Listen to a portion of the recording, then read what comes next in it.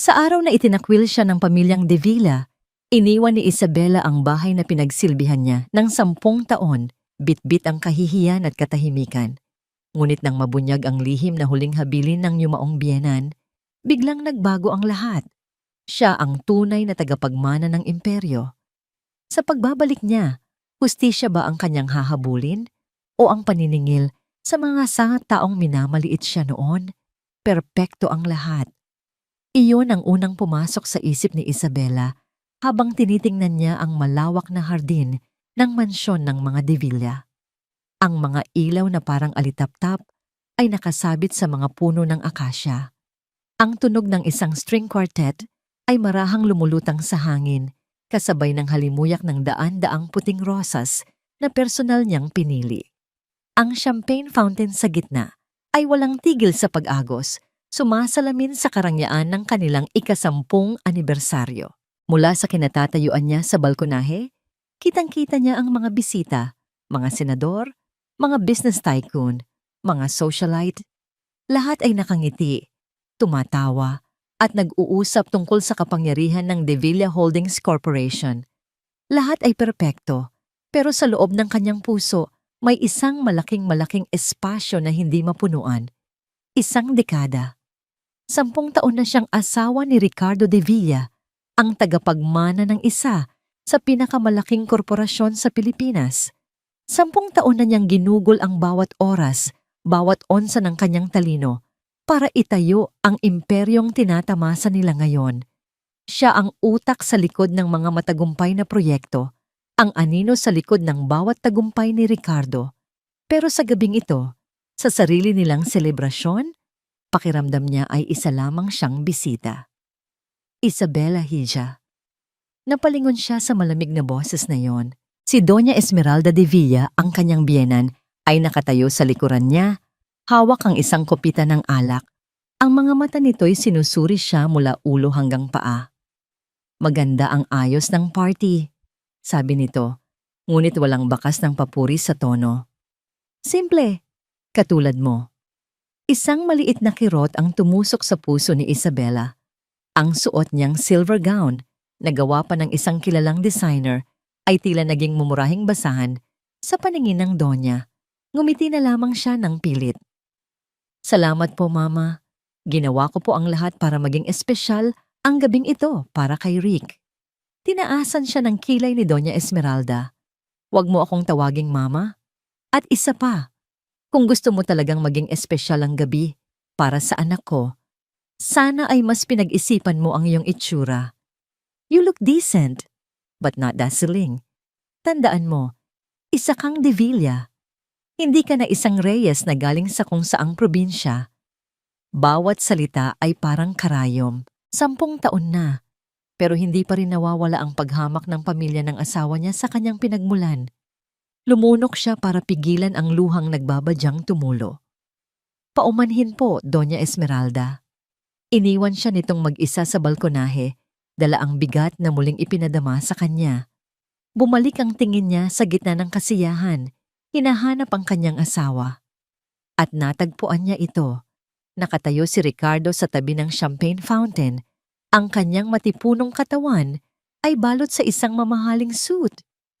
Tumatawa ito, at ang tawa niyang iyon, na minsan ay musika sa kanyang pandinig, ay ngayon ay parang punyal na sumasaksak sa kanya. Dahil ang tawa na yon ay hindi para sa kanya. Kasama ni Ricardo, ang isang babaeng napakabata, napakaganda, at puno ng buhay. Si Katrina Santos. Ipinakilala siya ni Ricardo bilang isang special intern, ang kinabukasan ng kumpanya. Nakita ni Isabela kung paano kumislap ang mga mata ng kanyang asawa habang kausap ang dalaga. Nakita niya kung paano nito hinawakan ang braso ni Katrina. Isang kilos na puno ng pamilyaridad at pagmamay-ari. Isang kilos na matagal nang ipinagkait sa kanya. Ilang linggo na niyang nararamdaman ang panlalamig ni Ricardo. Ang mga gabing hindi ito umuuwi. Ang mga business trip na biglaan. Ngayon, sa harap ng daan-daang tao, sa mismong anibersaryo nila, ipinamukha sa kanya ang katotohanan.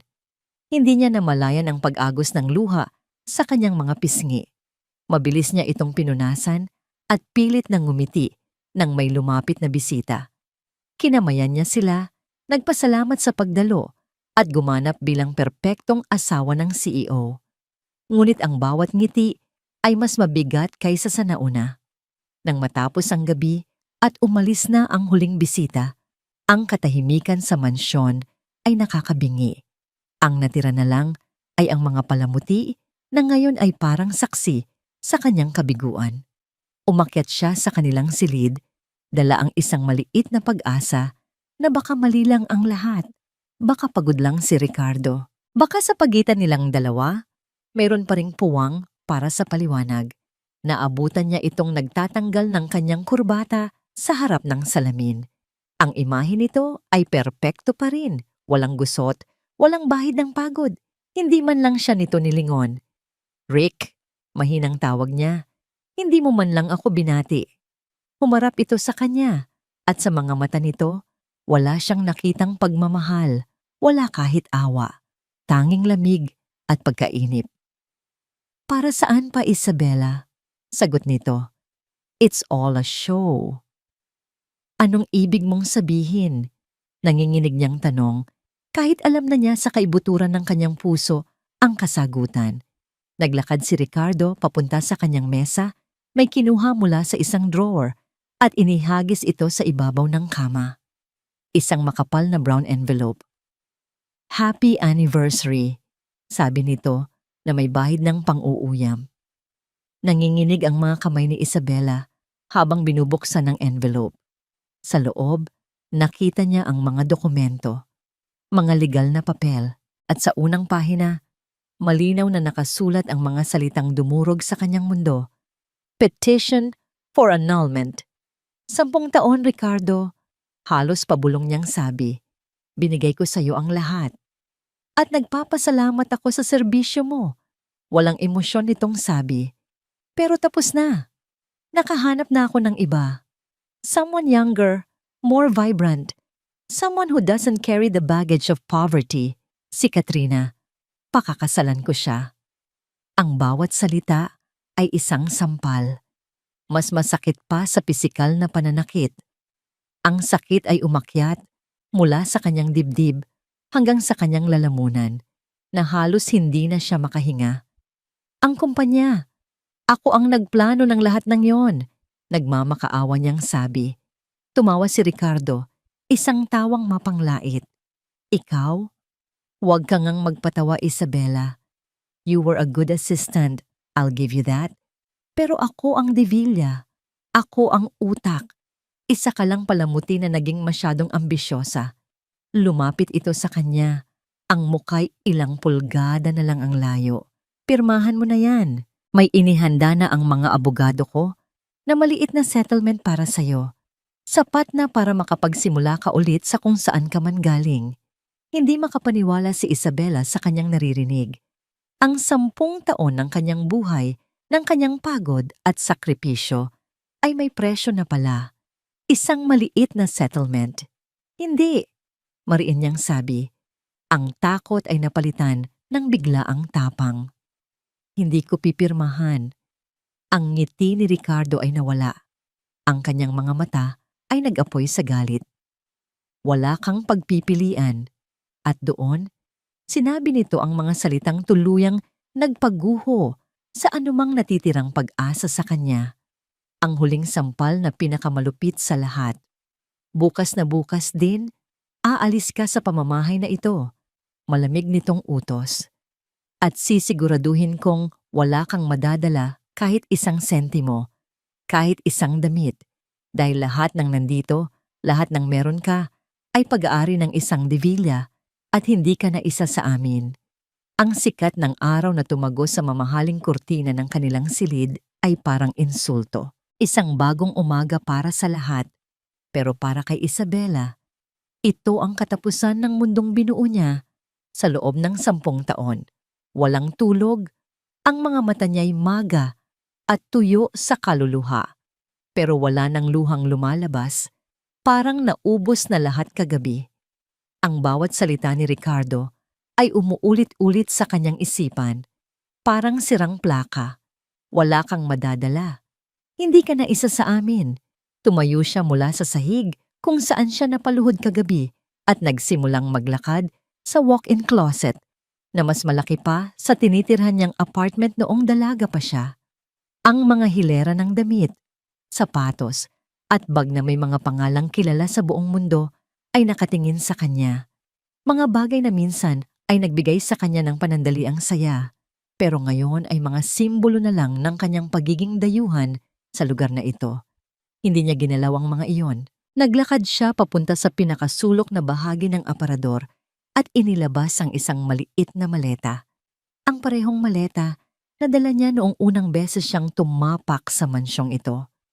Binuksan niya ito. Sa loob ay ang iilang damit na sarili niyang pinag-ipunan. Isang kupas na litrato nila ng kanyang mga yumaong magulang at ang kanyang diploma mula sa unibersidad. Ito lang ang tunay na sa kanya. Ito lang ang natira. Habang hinahaplos niya ang gilid ng lumang litrato, bumalik sa kanya ang isang alaala. Isang unibersidad sa Maynila, 10 taon na ang nakalipas. Siya ay isang scholar, palaging nasa library. Ang pangarap lang ay makapagtapos at mabigyan ng magandang buhay ang sarili. Isang hapon, habang nagmamadaling umuwi, nabangga niya ang isang lalaki sa koridor. Nalaglag lahat ng kanyang libro. Ang lalaki na nakasuot ng damit na mas mahal pa sa kanyang buong tuition fee ay hindi nagalit.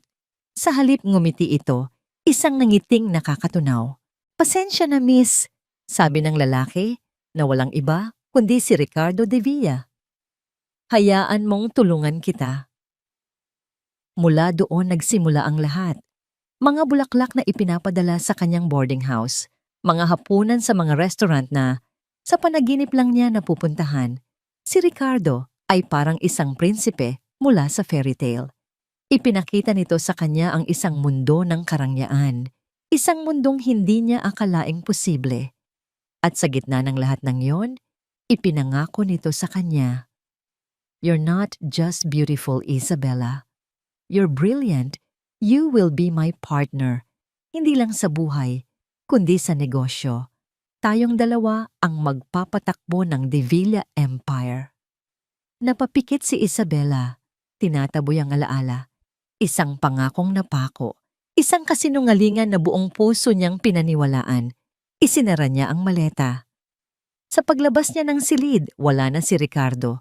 Mas mabuti na rin, hindi na niya kayang makita pa ang mukha nito. Habang bumababa siya sa engrandeng hagdanan, naabutan niya sa sala ang nag-aabang na mga halimaw. Si Doña Esmeralda ay nakaupo sa isang silyang parang trono, habang ang anak nitong si Sofia ay nakatayo sa tabi nito, nakahalukip-kip at may mapanuyang ngiti sa mga labi. "Aalis ka na pala," sabi ni Doña Esmeralda. Ang boses ay puno ng kasiyahan. "Akala ko ay kakapalan mo pa ang mukha mo at mananatili dito." Hindi sumagot si Isabella. Nagpatuloy siya sa paglalakad patungo sa pinto. "Sandali," utos ng Donya. Ikinumpas nito ang kamay sa isang katulong na nag-aabang. "Teresa, buksan mo ang maleta ng babaeng yan. Tiyakin mong walang ninakaw na kahit isang alahas o gamit na pag-aari ng mga De Villa." Nanigas si Isabella sa kanyang kinatatayuan. Ang kahihiyan ay parang isang alon na lumunod sa kanya. Sa harap ng mga katulong na 10 taon niyang pinakitunguhan ng mabuti, siya ngayon ay ituturing na isang magnanakaw. Lumapit ang katulong na si Teresa, ang mga matay na kayuko, puno ng awa. "Ma'am Isabella, gawin mo," mahinang sabi ni Isabella. Ang boses ay basag. Walang nagawa ang katulong kundi sundin ang utos. Inilatag nito ang maleta sa sahig at binuksan. Nakita ng lahat ang laman, mga lumang damit, isang libro, at ang kupas na litrato. Walang kumikinang na alahas, walang mamahaling gamit, tanging ang mga bakas ng kanyang dating buhay. Natahimik sandali si Doña Esmeralda, marahil ay nabigla sa karukaan ng kanyang dala, bago muling nagsalita. "Ganyan ka dumating, ganyan ka rin pala aalis. Isang kahig, isang tuka." At least may dignidad siyang umalis. Hindi tulad ng iba dyan. Biglang sabat ni Sofia na tila aliw na aliw sa panunood. Lumapit ito kay Isabela, kumuha ng ilang piraso ng 1,000 piso mula sa kanyang pitaka at walang pakundangang inihagis ang mga ito sa sahig sa paanan ni Isabela. Heto, sabi ni Sofia na may halong pang-iinsulto. Pamasahe para sa mga pulubi, para makabalik ka sa lungga na pinanggalingan mo. Ang mga perang papel ay kumalat sa makintab na sahig na gawa sa marmol. Tinitigan lang ito ni Isabela.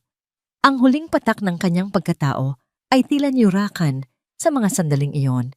Hindi niya pinulot ang pera. Hindi siya nagsalita. Tinalikuran niya sila. Bawat hakbang palayo sa kanila, palayo sa mansyong yon, ay parang may tinik. Nang marating niya ang malaking pinto at binuksan ito, hindi na siya lumingon pa. Sa labas, ang sikat ng araw ay nakakasilaw.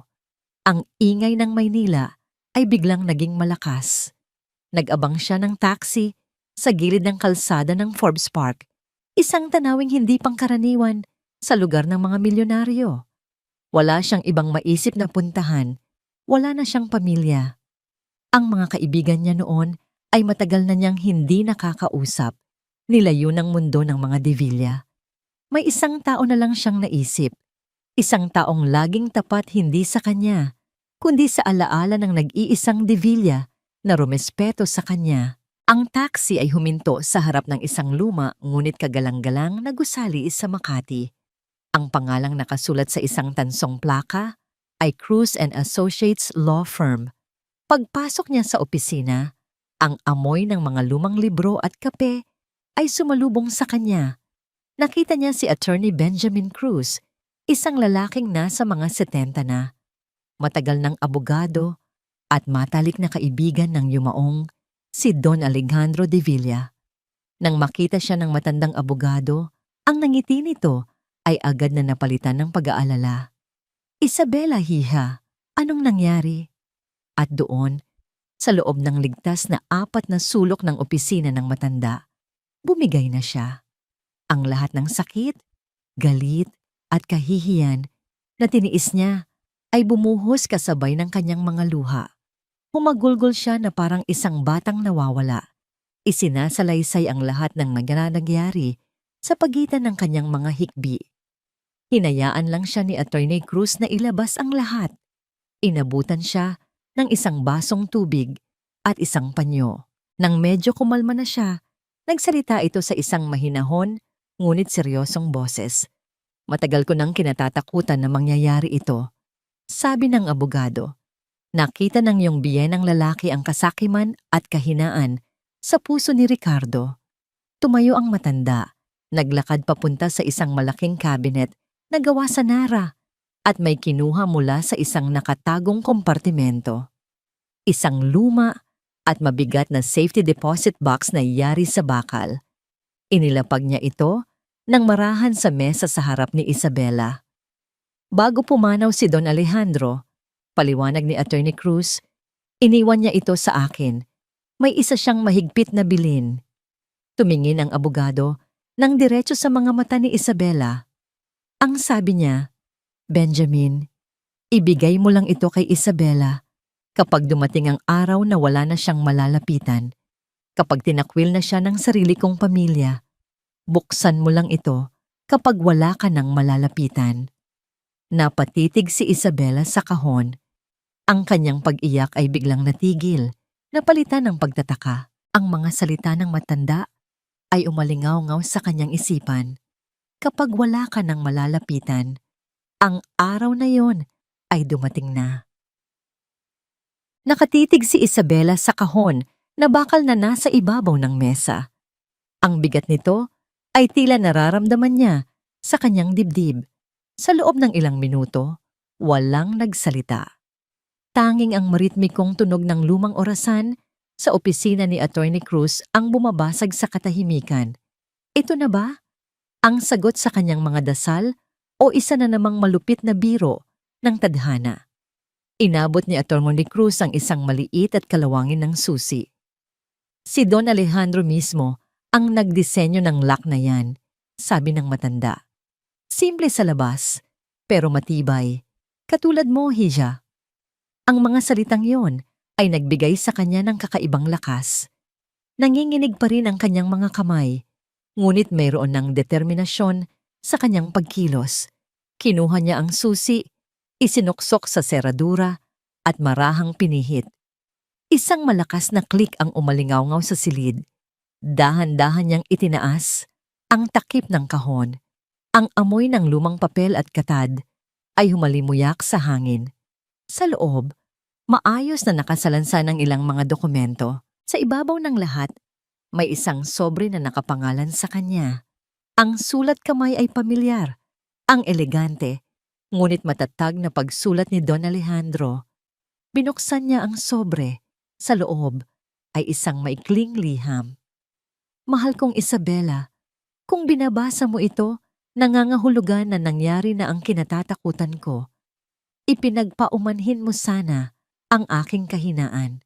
Nabulag ako ng pagmamahal ko sa aking anak at hinayaan kong madaig ng kanyang kayabangan ang legasiyang pinaghirapan ko. Pero hindi ako naging bulag sa'yo. Nakita ko ang iyong talino, ang iyong dedikasyon, at higit sa lahat, ang iyong puso. Ikaw ang tunay na arkitekto ng tagumpay ng De Villa Holdings. Hindi siya. Ang nasa ilalim ng liham na ito ay hindi isang regalo, kundi isang responsibilidad, isang sandata. Gamitin mo ito para protektahan ang iyong sarili at ang lahat ng pinaghirapan natin. Huwag kang matakot. Karapatan mo ito. Nagmamahal, Alejandro. Bawat salita ay parang patak ng ulan sa tigang na lupa ng kanyang puso. Isang tao pala ang nakakita sa kanyang halaga. Isang tao ang naniwala sa kanya. Inalis niya ang liham at tiningnan ang dokumentong nasa ilalim nito. Makapal ito, puno ng mga legal na terminolohiya na pamilyar sa kanya dahil sa kanyang mga taon sa korporasyon. At sa mismong unang pahina, nakasulat sa malalaking titik ang mga salitang nagpabago sa takbo ng kanyang paghinga. Secret Trust Agreement. Binasa niya ang mga sumunod na talata. Ang kanyang mga mata ay nanlalaki sa bawat pangungusap. Hindi ito maaari. Ang dokumento ay nagsasaad na si Don Alejandro de Villa, bago siya pumanaw, ay inilipat ang lahat ng kanyang personal na pag-aari at shares sa De Villa Holdings Corporation. 100%, 100% ng voting shares ng pamilya sa isang trust. At ang itinalagang nag-iisang trustee at sole beneficiary ay walang iba kundi siya, Isabela Reyes de Villa.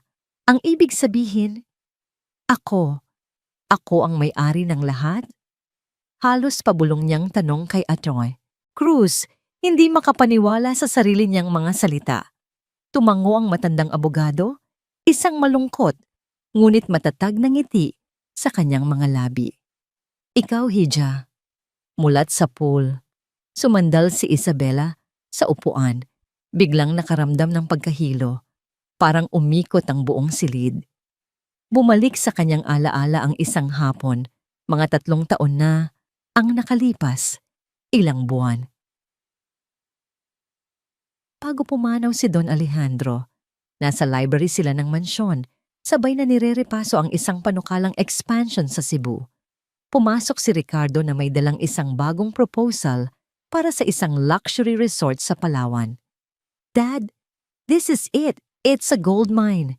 Masiglang sabi ni Ricardo, inilalatag ang mga blueprints sa mesa. Sinuri ito ni Isabela ang mga numero ay hindi tumutugma. Masyadong malaki ang gastos, masyadong optimistiko ang projections. Rick, I think the market study is flawed. Mahinahon niyang sabi. We need to re-evaluate the risks. Risks? Isabela, sometimes you need to take risks. That's how empires are built. Inis na sagot ni Ricardo. Umiling si Don Alejandro. Ang numero ay hindi nagsisinungaling, Ricardo. Ang mga tao, oo. Sabi ng matanda. Tinitingnan si Isabela. Salamat sa iyong opinyon. Pag-aaralan natin itong mula. Umalis si Ricardo na padabog. Nang silang dalawa na lang ang natira, Bumuntong hininga si Don Alejandro. May talino siya, Isabela, sabi nito, pero kulang siya sa pasensya at sa pagpapakumbaba. Ang kanyang kayabangan ang magiging dahilan ng kanyang pagbagsak. Tumingin ito sa kanya nang may kakaibang bigat. Mabuti na lang at nandito ka. Ngayon, naiintindihan na niya ang lahat. Hindi lang yun isang simpleng papuri. Iyon ay isang pagtatasa, isang desisyon. Bakit niya ito ginawa? Tanong ni Isabela, ang isip ay nagsisimula ng luminaw. Dahil mahal niya ang kanyang anak, pero mas mahal niya ang kanyang legasya, paliwanag ni Attorney Cruz. Alam niyang wawasakin ni Ricardo ang lahat dahil sa maling mga desisyon at sa pag-uudyok ng mga taong tulad ni Doña Esmeralda. Nakita niya na ikaw lang ang may kakayahang palaguin ito. Ito ang paraan niya para iligtas ang kumpanya habang binibigyan ka ng proteksyon na nararapat sa iyo. Umupo ang abogado sa tapat niya. Ang huling bilin niya sa akin ay malinaw, Isabela. Benjamin, sabi niya, protektahan mo ang aking legasiya sa kayabangan ng sarili kong anak. Protektahan ang kanyang legasiya. Ang mga salitang yon ay nagbigay ng bagong kahulugan sa kanyang sakit. Ang pagtataksil ni Ricardo ay hindi lang isang personal na atake sa kanya, kundi isang paglapastangan sa tiwalang ibinigay ng sarili nitong ama. Tumayo si Isabela. Naglakad siya papunta sa isang maliit na salamin na nakasabit sa dingding ng opisina. Tinitigan niya ang kanyang refleksyon. Nakita niya ang isang babaeng may magang mata, gusot na damit, at bakas ng kawalan ng pag-asa. Iyan ang babaeng pinalayas mula sa kanyang tahanan kaninang umaga. Iyan ang babaeng hinagisan ng pera sa paanan. Pero sa likod ng lahat ng yon, may nagsisimulang sumibol, isang kislap sa kanyang mga mata, isang apoy na dahan-dahang nagliliyab. Itinaas niya ang kanyang kamay at pinunasan ang huling bakas ng luha sa kanyang pisngi. Ngunit hindi na ito luha ng kalungkutan. Ito ay luha ng pamamaalam sa kanyang dating sarili. Nang imulat niyang muli ang kanyang mga mata, iba na ang babaeng nakatingin pabalik sa kanya. Ang kanyang mga mata ay hindi na malambot at mapagpaubaya. Naging matalas ang mga ito, puno ng determinasyon. Ang kanyang mga balikat ay unti-unting tumuwid. Ang babaeng nasa salamin niyang ngayon ay hindi biktima. Siya ay isang reyna na tinanggalan ng korona. Pero ngayon ay handa nang bawiin ang kanyang buong kaharian. Humarap siyang muli kay Attorney Cruz. Ang boses niya ay kalmado na at puno ng awtoridad na hindi niya kailanman ginamit noon. Attorney, sabi niya, pakitawagan ng opisina ni Attorney Sandoval, ang abogado ni Ricardo. Ano ang sasabihin ko, Hija? Tanong ng matanda, na tila nakikita na ang paparating na bagyo. Isang maliit, mapanganib na ngiti ang sumilay sa mga labi ni Isabela. Sabihin mo sa kanya na magkita kami, pero hindi sa korte para sa annulment. Huminto siya sandali. Hinayaang magkaroon ng bigat ang kanyang susunod na sasabihin. Magkita kami sa isang emergency board meeting. Ang lahat ay naaayon sa plano. Ngumiti si Ricardo habang itinaas niya ang kanyang kopita ng Dom Perignon, ang pinakamahal na champagne sa menu. Sa tapat niya, kumikinang ang mga mata ni Katrina Santos sa liwanag ng kandila. Ang kagandahan nito ay tila isang tropeo na nagpapatunay sa kanyang tagumpay. To us, sabi ni Ricardo, ang boses ay puno ng pagmamalaki. To new beginnings. To you, Rick. Malambing na sagot ni Katrina, hinahawakan ng kanyang kamay sa ibabaw ng mesa. To your freedom. Hindi ko akalain na ganun kabilis mong natapos ang lahat. You were so decisive. Humalakak si Ricardo. Bakit pa natin patatagalin? Isabela is predictable. She's emotional. A few legal papers and she crumbles. Ibinigay ko na sa kanya ang lahat ng gusto niya. Isang buhay na hindi niya kailanman mararanasan kung hindi dahil sa akin. It's time for her to go back to her world and for us to build ours. Paano ang settlement? Tanong ni Katrina. Ang kanyang boses ay tila nag-aalala, ngunit ang mga matay puno ng pagkalkula. Ikinibit balikat ni Ricardo. My lawyers will handle it. They'll give her a small, decent amount, enough to shut her up. Alam mo na, para hindi naman masabing hindi ako naging gentleman. Muli siyang tumawa. Ang imahe ni Isabela na umiiyak at nagmamakaawa kagabi ay nagbigay sa kanya ng kakaibang kasiyahan. Iyon ang nararapat sa mga taong hindi alam ang kanilang lugar. Sa kalagitnaan ng kanilang pagdiriwang, nag-vibrate ang kanyang telepono. Nakita niya ang pangalan ng kanyang abogado, si Attorney Sandoval. Inis siyang sumagot. Ayaw maistorbo ang kanyang perpektong gabi. Ben, I'm in the middle of a celebratory dinner. Make it quick. Sabi niya, walang bahid ng pasensya. Ricardo, may problema tayo. Ang boses ng abogado sa kabilang linya ay hindi kalmado. Mayroon itong bahid ng pag-aalala, halos gulat. Anong problema? Huwag mong sabihing nag-iingay na si Isabela? Naiiritang tanong ni Ricardo. Hindi, mas malala pa. Kakatanggap lang ng opisina ko ng isang notice. Paliwanag ni Attorney Sandoval, ang bawat salita ay mabigat. May isang emergency board meeting na ipinatawag para bukas ng umaga. Napakunot ang noo ni Ricardo. Board meeting? Sino ang nagpatawag? Wala akong alam dyan. Isang sandali ng katahimikan ang sumunod bago sumagot ang abogado. Si Isabela. Natawa ng malakas si Ricardo, isang tawang puno ng pang-iinsulto. Ano? Nababaliw na ba siya? Anong karapatan niyang magpatawag ng board meeting? Isa lang siyang asawa, soon to be ex-wife. She has no power. Just handle it, Ben. Cancel whatever nonsense she's trying to pull. Sinubukan ko, Ricardo, pero legal ang notice at nakasaad na ipinadala ito sa lahat ng miyembro ng board at mukhang seryoso sila. Sino ang sila? Siya at si Attorney Benjamin Cruz. Nawala ang nangiti sa mukha ni Ricardo. Si Attorney Cruz, ang matandang abogado ng kanyang ama. Bakit siya nasangkot dito? Fine, mariin niyang sabi. Pupunta ako. I will personally put her in her place. This is a waste of my time. Kinabukasan, pumasok si Ricardo sa lobby ng De Villa Holdings Tower na may nag-aalab na inis. Ang bawat pagbati ng mga empleyado ay tila isang panggagambala. Dumiretso siya sa executive floor. Ang kanyang mga hakbang ay mabigat at mabilis. This has to stop. Ipapamukha niya kay Isabela kung gaano ito kahangal. Ang kanyang sekretarya ay tumayo para batiin siya, ngunit ang mga mata nito ay puno ng kaba.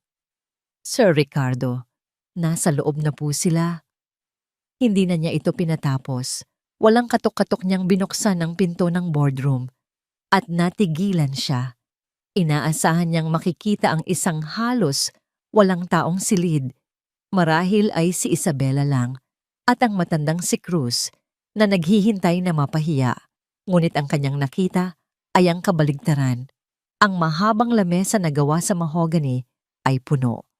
Ang lahat ng miyembro ng Board of Directors ay naroroon.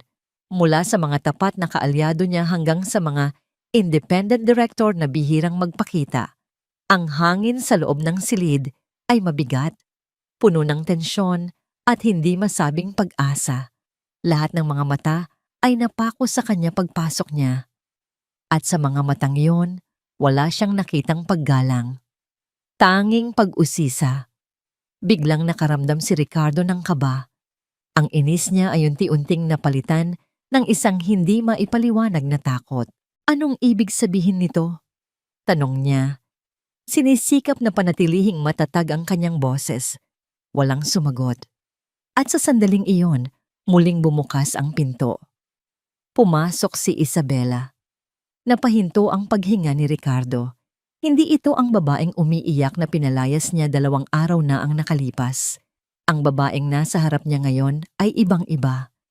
Wala na ang mga malalambot na bestida na laging nitong suot. Sa halip, siya ay nakasuot ng isang navy blue pantsuit na tila hinulma sa kanyang katawan. Nagpapahiwatig ng kapangyarihan at awtoridad. Ang kanyang buhok ay nakaayos sa isang eleganteng bun.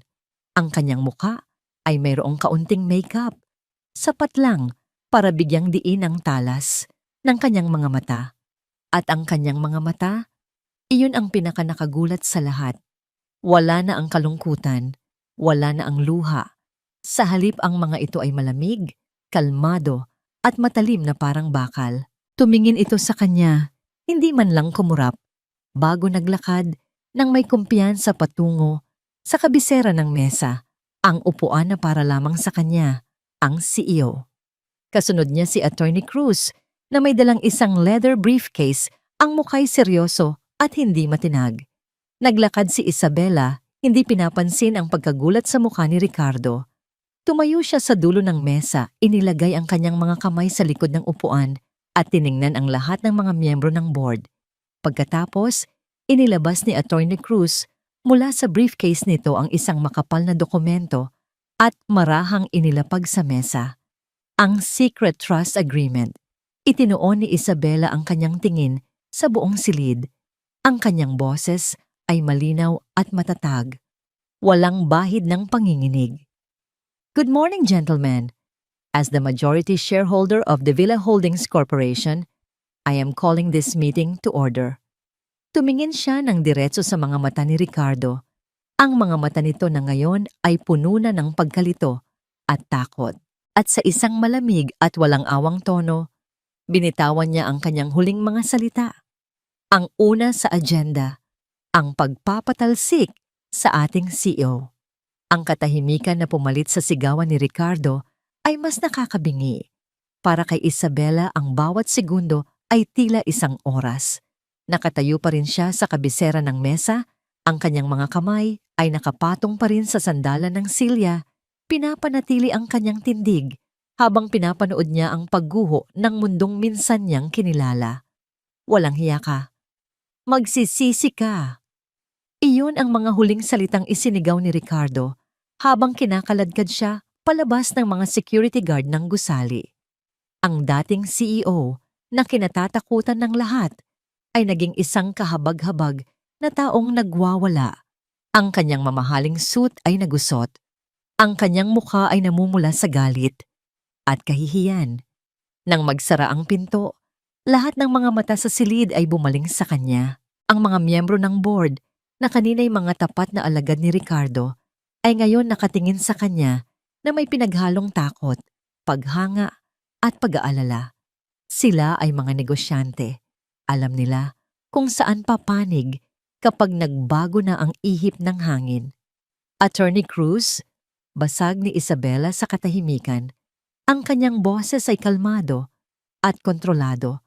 Please distribute the documents. I want everyone to be fully aware of the legal transfer of ownership. Habang ipinamamahagi ni Attorney Cruz ang mga kopya ng trust agreement, walang gumalaw. Ang tanging maririnig ay ang kaluskos ng mga papel. Pinag-aralan nila ang bawat linya, ang bawat pirma, at dahan-dahan, ang katotohanan ay lumubog sa kanilang kamalayan. Ang babaeng minsan nilang itinuring na isang simpleng may bahay ay ang kanilang bagong amo. Ang reyna ay bumalik na sa kanyang trono. Hindi ito isang masayang tagumpay para kay Isabela. Walang ngiti sa kanyang mga labi. Habang pinapanood niya ang mga makapangyarihang lalaki na ito na yumuko sa kanyang bagong kapangyarihan, ang tanging naramdaman niya ay ang bigat ng responsibilidad. Ang legasya ni Don Alejandro ay nasa kanyang mga kamay na ngayon. Pagkatapos ng pulong, habang pabalik siya sa mansyon, ang kanyang mansyon ngayon, nagbigay siya ng kanyang unang utos sa kanyang financial team. I-freeze ang lahat ng personal at corporate accounts ng pamilyang De Villa. Sabi niya sa telepono, ang kanyang boses ay walang bahid ng pag-aalinlangan. Lahat ng credit cards, lahat ng access sa pondo ng kumpanya, effective immediately. Pagdating niya sa Forbes Park, ang malakas na buhos ng ulan ay nagsimula na tila nakikiramay sa biglaang pagbabago ng panahon sa buhay ng mga De Villa. Huminto ang kanyang bagong sasakyan sa harap ng malaking gate. Ngunit bago pa siya makababa, isang pamilyar na sasakyan ang humarurot at humarang sa kanyang daraanan. Bumaba mula rito si Doña Esmeralda, galit na galit. Hindi alintana ang malakas na ulan na bumabasa sa kanyang mamahaling damit at buhok. Sumunod sa kanya si Sofia na may hawak na payong ngunit nanginginig pa rin sa galit. Pinababa ni Isabela ang bintana ng kanyang sasakyan. "Anong karapatan mong bumalik dito?" Sigaw ng Donya, ang boses ay nanginginig. "Pinalayas ka na ng anak ko. Isa kang magnanakaw. Ahas!" Tinitigan lang siya ni Isabela, ang mukha'y kalmado. "Nagkakamali po kayo, Doña Esmeralda. Ang bahay na ito, ang kotseng sinasakyan ninyo, ang bawat sentimo sa inyong bank account ay pag-aari ng korporasyon at ako ang korporasyon." Nagulat ang matanda, hindi makapaniwala sa kanyang narinig. "Sinungaling! Pababagsakin ka ng anak ko." "Wala na pong babagsakin ng anak ninyo," sagot ni Isabela. "I suggest you pack your things. Bibigyan ko kayo ng 24 na oras para lisanin ang pamamahay na ito." Sa utos niya, ang 2 bagong security guard na nakaposisyon sa gate ay lumapit sa mag-ina. Hindi sila sinaktan, ngunit ang kanilang presensya ay malinaw na isang harang. "Hindi maaari," protesta ni Sofia. "May bibilhin pa ako. This is harassment." Ngumiti ng bahagya si Isabela, isang ngiting hindi umabot sa kanyang mga mata. "Subukan mong gamitin ang credit card mo, Sofia. Tingnan natin kung may mabibili ka pa." Kasabay nito, sa isang high-end boutique sa Greenbelt, si Sofia de Villa ay kasalukuyang nag-iiskandalo. "What do you mean declined?" Sigaw niya sa sales lady. Iwinawasiwas ang kanyang black card. "Try it again. Baka hindi mo lang alam gamitin yan. Do you know who I am?" "Ma'am, sinubukan na po namin ng 3 beses." Paumanhin ng sales lady, namumutla sa takot. "Decline po talaga. Pati po yung isa ninyong card." Ang kahihiyan sa harap ng ibang mga mamimili ay sampal na mas masakit pa sa sampal ng kanyang ina. Galit na lumabas ng tindahan si Sofia. Ang kanyang mga pinamili ay naiwan sa counter. Samantala, sa isang bar sa Makati, si Ricardo ay panay ang tungga sa isang bote ng whiskey. Ang kanyang pagiging arogante ay napalitan ng desperasyon. Kanina pa niya tinatawagan ang kanyang mga kaibigan, mga senador, mga general, mga kapwa niya negosyante. Ang mga taong dati ay isang tawag lang niya ang layo, pero ngayon walang sumasagot. Ang iba ay agad na ibinababa ang tawag kapag naririnig ang kanyang boses. Ang iba naman ay nagriring lang ng nagriring, isang malinaw na mensahe ng pagtalikod. Siya ay naging lason, isang sakit na iniiwasan ng lahat. Wala na siyang kapangyarihan, wala na siyang pangalan, wala na siyang pera. Paulit-ulit niyang tinitingnan ang screen ng kanyang telepono, naghihintay ng tawag na hindi darating. Nang muli itong magring, isang biglaang pag-asa ang bumuhay sa kanya. Ngunit hindi ito isa sa kanyang mga kontak. Isang pamilyar na pangalan ang lumitaw, Katrina. Sinagot niya ito ng may panginginig. "Kat, kailangan ko ng tulong mo. Narinig ko ang nangyari," sabi ng malambing na boses sa kabilang linya. "Nasaan ka? Pupuntahan na kita." Ilang sandali pa, dumating si Katrina sa bar, isang anghel sa gitna ng kanyang impyerno. Umupo ito sa tapat niya, ang mga matay puno ng awa. Inaasahan ni Ricardo ang mga salita ng pag-alo, ng pangako na hindi siya nito iiwan. Ngunit ang sinabi ni Katrina ay iba. Hinawakan nito ang kanyang kamay. Ang mga mata nito ay seryoso at puno ng isang kakaibang apoy. Baka ito na ang tamang panahon para ipakita sa kanila kung sino ka talaga. Mahinang sabi nito, ang bawat salita ay may bigat. Kahit walang apelyidong De Villa. Ang opisina ng CEO, ay malawak at malamig. Mula sa bintanang salamin, na mula sahig hanggang kisame, tanaw ni Isabela ang kumikinang na mga ilaw ng syudad. Isang tanawin ng kapangyarihan at tagumpay. Ngunit sa mga sandaling iyon, hating gabi na, ang tanging kasama niya sa malawak na espasyong yon ay ang bundok ng mga dokumento sa kanyang mesa at ang lumalaking pag-aalala sa kanyang dibdib. Ang pag-upo sa silyang ito ay mas madali kaysa sa inaasahan niya. Ang tunay na mahirap ay ang pananatili rito. Sa unang linggo niya bilang chairwoman, sinimulan niyang buwagin ang mga istrukturang itinayo ni Ricardo. Mga istrukturang puno ng katiwalian at paboritismo. Ang bawat pahina ng financial report na binabasa niya ay naglalaman ng mga proyektong kahina-hinala, mga kontratang pabor sa mga kaibigan ni Ricardo, at mga butas kung saan tila naglalaho ang pera ng kumpanya. Si Ricardo ay hindi lang naging pabaya, naging ganid ito. Ngunit ang paglilinis na ito ay may kapalit. Marami sa mga matatandang opisyal ng kumpanya ay mga taong iniluklok ni Ricardo. Sila ang kanyang mga aso na handang tumahol para sa kanya. At sa isang board meeting noong umagang yon, naramdaman ni Isabela ang kanilang unang kagat. "With all due respect, Madam Chairwoman," sabi ni Mr. Velasco, ang Vice President for Operations at ang pinakamatapat na alagad ni Ricardo, habang nakatayo sa harap ng lahat. Ang biglaang pag-cancel sa Palawan Luxury Resort Project ay magdudulot ng malaking pagkalugi sa kumpanya. Nakapirma na po tayo sa mga kontrata. Kalmado siyang tiningnan ni Isabela.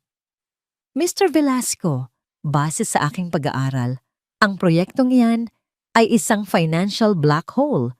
Ang supplier ng construction materials ay pag-aari ng inyong bayaw at ang presyo ay 30% mas mataas kaysa sa market value. Hindi ito negosyo, ito ay pagnanakaw."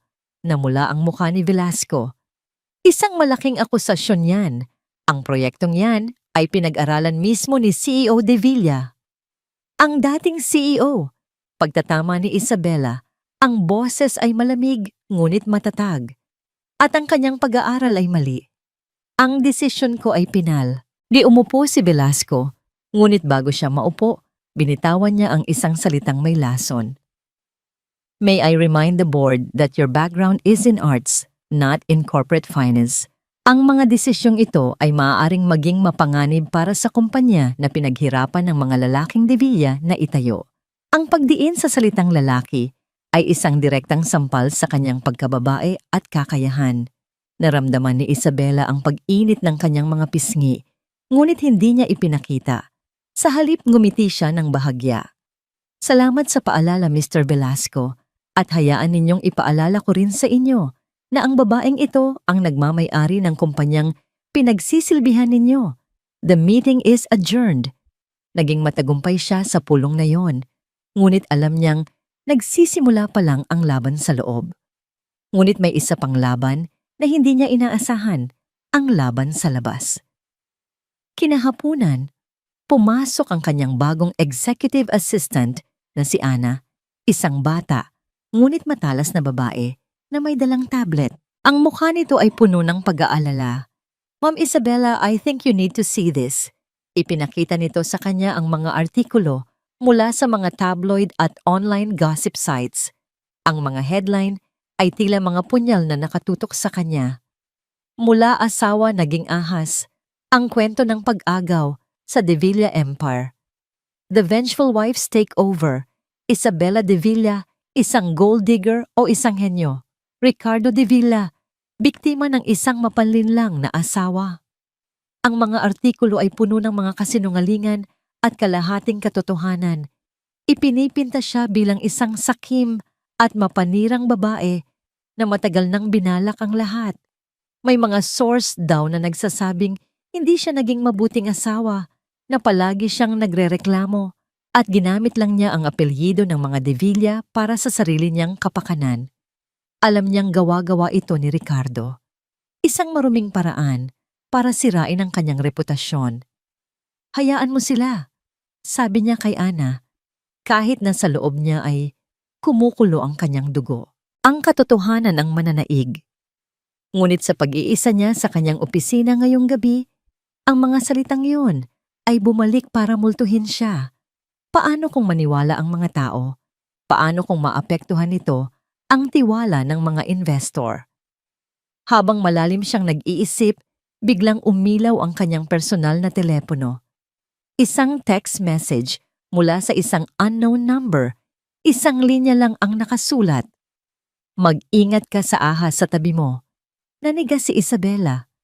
Ahas, ang parehong salitang ginamit ng mga tabloid para sa kanya. Sino ito? Isang babala o isang pananakot? Ang ahas ba ay si Ricardo? Si Velasco? O may iba pa? Ang simpleng mensaheng iyon ay nagtanim ng isang butil ng lason sa kanyang isipan, ang lason ng pagdududa. Bigla, ang lahat ng ingay sa kanyang isip ay nagkaroon ng isang sentro, si Katrina Santos, ang babaeng pinagmulan ng lahat ng ito. Siya ang ahas sa tabi ni Ricardo. Ngunit paano kung hindi lang si Ricardo ang nilason nito? Isang ideya ang biglang pumasok sa kanyang isip. Isang bagay na hindi niya pinansin sa gitna ng kaguluhan. Ang gabi ng kanilang anibersaryo, mabilis niyang tinawagan ang head of security. Gusto kong ipadala sa akin ang lahat ng kopya ng CCTV footage mula sa anniversary party. Lahat ng anggulo. Ngayon din. Ilang minuto pa, nasa screen na ng kanyang laptop ang mga video. Puno ng mga taong nakangiti, nagtatawanan, umiinom. Hinanap ng kanyang mga mata si Katrina.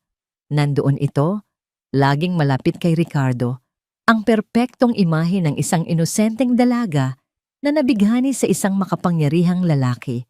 Pinanood niya ang bawat kilos nito, ang bawat ngiti, ang bawat pagbulong, paulit-ulit. Fast forward, rewind, walang kahina-hinala. 4 na oras na ng footage ang kanyang napanood. Halos sumuko na siya. At doon, sa isang anggulo malapit sa hardin, sa isang madilim na sulok na halos hindi maabot ng ilaw, nakita niya ito. Si Katrina, na akala niya ay papunta sa comfort room, ay lumihis ng daan. Nakita niya itong nakipag-usap sa isang lalaki. Ang lalaki ay si Mr. David Lim, ang CEO ng J-Tech Conglomerate, ang pinakamalaking katunggali ng De Villa Holdings. Ang pag-uusap nila ay mabilis lang. Ngunit bago sila maghiwalay, may isang mabilis na pagkilos. Isang maliit, kumikinang na bagay ang lumipat mula sa kamay ni Katrina papunta sa kamay ni Mr. Lim. Isang USB drive. Paulit-ulit niyang ni-rewind ang parte na yon, pinalaki ang imahe. Walang duda. Ito ay isang palihim na pag-abot. Isang transaksyon na ginawa sa dilim. Sa gitna ng selebrasyon ng kanyang pagbagsak, biglang nanlamig ang buong katawan ni Isabela. Ang ahas ay hindi lang pala nangaakit, ito rin ay isang traidor. Ang imahe ng USB drive na lumilipat ng kamay ay paulit-ulit na tumatakbo sa isipan ni Isabela na parang isang bangungot na ayaw siyang tigilan. Hindi na ito simpleng pambababa, hindi na ito simpleng pagtataksil sa kasal. Ito ay corporate espionage, pagtataksil sa kumpanya. Alam niyang hindi niya maaaring basta na lang isumbat ito. Kailangan niya ng matibay na ebidensya. Kailangan niyang malaman kung sino talaga si Katrina Santos. Kinabukasan, sa halip na dumiretso sa opisina ng De Villa Holdings, nagpunta siya sa isang maliit at hindi kapansin-pansing gusali sa isang eskinita sa Quezon City. Dito matatagpuan ang opisina ni Mr. Dante Madrigal, isang retiradong police colonel na ngayon ay isa ng pribadong investigador. Isang taong kilala sa pagiging mahusay at, higit sa lahat, sa pagiging diskreto. Mr. Madrigal, sabi ni Isabela, nang makaupo sila sa loob ng maliit, ngunit malinis na opisina nito. Mayroon akong ipapahanap sa inyo. Inilatag niya sa mesa ang isang litrato ni Katrina na nakuha niya mula sa social media. Ang pangalan niya ay Katrina Santos, isang intern sa De Villa Holdings. Gusto kong malaman ang lahat tungkol sa kanya. her family, her background, her school records, her financials, everything. Gusto kong malaman kung sino talaga siya. Tiningnan ni Mr. Madrigal ang litrato pagkatapos ay tumingin sa kanya. Gusto ninyong malaman kung may tinatago siya. Ang pakiramdam ko, Mr. Madrigal, sagot ni Isabela. Ang buong pagkatao niya ang isang malaking kasinungalingan. Lumipas ang 2 araw na puno ng tensyon. Patuloy na hinarap ni Isabela ang mga hamon sa loob ng kumpanya. Ngunit ang kanyang isipan ay laging nasa investigasyon. Bawat tunog ng kanyang telepono ay nagpapakaba sa kanya at sa 3 araw dumating ang tawag. Ma'am Isabela, sabi ni Mr. Madrigal sa kabilang linya. May nahanap na ako, pero mas maganda kung personal tayong mag-usap. Nagkita sila sa isang tahimik na coffee shop. Inilapag ni Mr. Madrigal ang isang makapal na brown folder sa kanilang mesa. Katrina Santos, panimula ng investigador. Based sa records, she graduated with honors from a top university. Her family lives in a middle-class subdivision in Laguna. Her father is a retired engineer. Her mother is a housewife. She looks normal. Too normal. Anong ibig mong sabihin? Tanong ni Isabela. Ibig sabihin, masyadong perpekto ang kwento niya, sabi ni Mr. Madrigal. Kaya hinukay ko pa ng mas malalim. Binuksan niya ang folder. Ang unang pahina ay isang kopya ng birth certificate ni Katrina. Normal ang lahat, ngunit sa ilalim nito ay isa pang dokumento. Isang lumang-lumang birth certificate na halos hindi na mabasa. I had to pull some old strings sa NSO. Sabi ni Mr. Madrigal, this is a record from almost 25 years ago. Ipinanganak sa isang maliit na probinsya sa Iloilo. Ang pangalan, Katrina Alcaraz. Ang pangalan ay tila pamilyar, ngunit hindi niya maalala kung saan narinig. The mother's name is the same, pero ang ama, iba ang pangalan. Patuloy ng investigador, itinuturo ang isang pangalan sa lumang dokumento. Ang nakasulat dito ay Rodrigo Alcaraz. Biglang nanlamig ang mga kamay ni Isabela. Rodrigo Alcaraz, ang nakababatang kapatid ni Don Alejandro. Ang kapatid na bigla na lang nawala. Sa eksena, maraming dekada na ang nakalipas. Ang sabi-sabi, nagkasakit ito at namatay sa probinsya. Iyon ang opisyal na kwento. Ayon sa mga lumang record ng De Villa Corporation, sabi ni Mr. Madrigal, na tila binabasa ang isip niya, nagkaroon ng matinding alitan sa pagitan ng magkapatid na De Villa. Tinanggal ni Don Alejandro si Rodrigo sa kumpanya dahil sa isang financial dispute. Pagkatapos noon, parang bulang naglaho si Rodrigo Alcaraz, pero hindi siya namatay sa sakit, ma'am. Inilabas niya ang isa pang dokumento, isang police report. Namatay siya sa isang car accident. 10 taon na ang nakalipas. Ang sabi, lasing daw at self-accident.